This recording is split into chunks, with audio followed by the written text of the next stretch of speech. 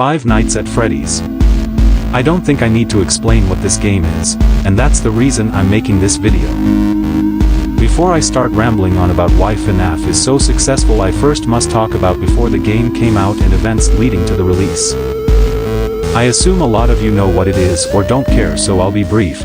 The game's creator Scott Cawthon made around 60 games before FNAF, many received poorly.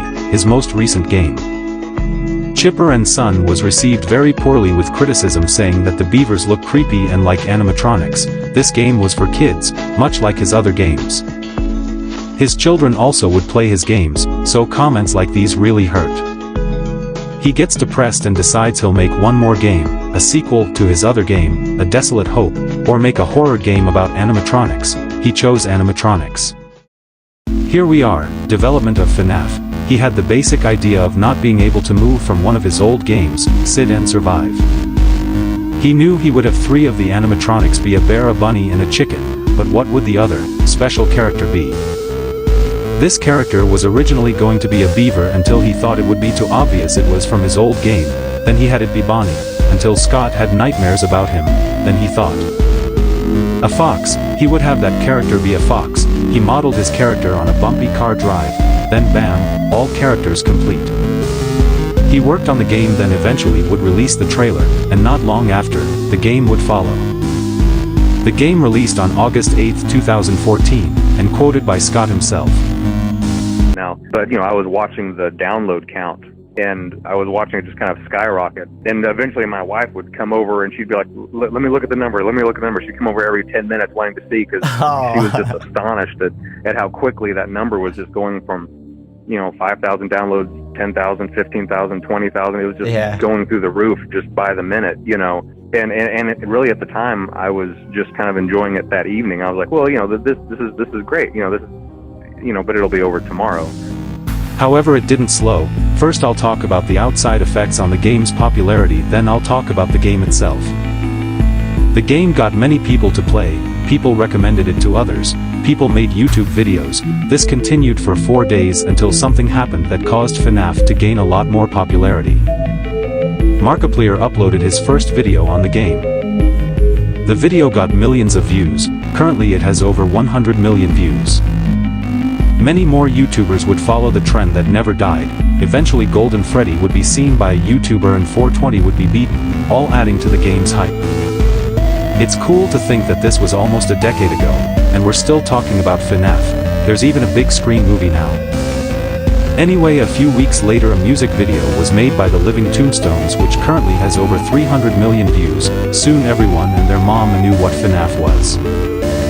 Forgot to mention how the game was released at a time where indie horror games were big, so that helped a lot with its popularity. The lore of FNAF definitely has a huge part, but it has both external and internal causes for the game's success, so I'll talk about that after the next segment. A main factor that made FNAF blow up was the horror. The sound design is amazing, the fan, the pots and pans, Foxy humming, the use of Toreador March, all amazing. The animatronics are very uncanny and it looks amazing.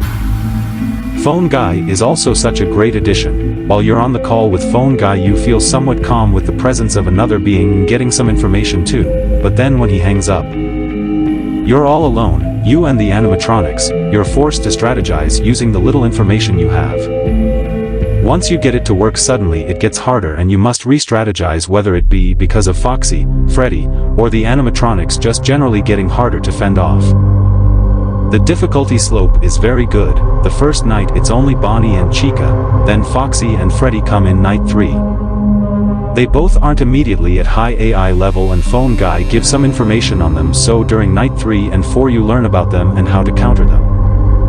So by night 5 you know how they all work and are ready for the final night, until night 6 and then night 7, which I do have to say from night 6 to 7 the difficulty increases a lot. I wish I could make this text-to-speech voice sound sarcastic. Anyway, the replayability isn't the best. But after 3 months before anyone could get really bored with it, FNAF 2 came out, which arguably has much better replayability. The mystery also has a big part in this game's success, with the posters on the walls changing, the news articles, and the kitchen camera being just static. Oh yeah, and Golden Freddy.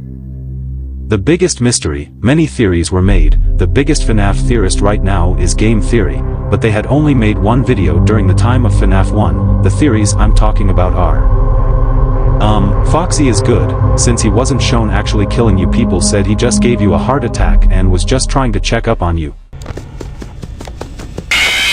Freddy is a girl. He was sometimes shown the girl's bathroom and his laughs and when at normal speed sound like a girl's. And who could forget, the animatronics were built by Nazis. Yes, I am serious. It's too long to explain, so if you're interested, it's a two-part series by XX Pro Class Gamer XX and is titled The Complete Backstory of Five Nights at Freddy's. The funny part is that the lore and theories would only get crazier. This franchise's history spans over 9 years, but this was just a look at the start of that franchise and why it blew up in popularity. Obviously I didn't go over everything.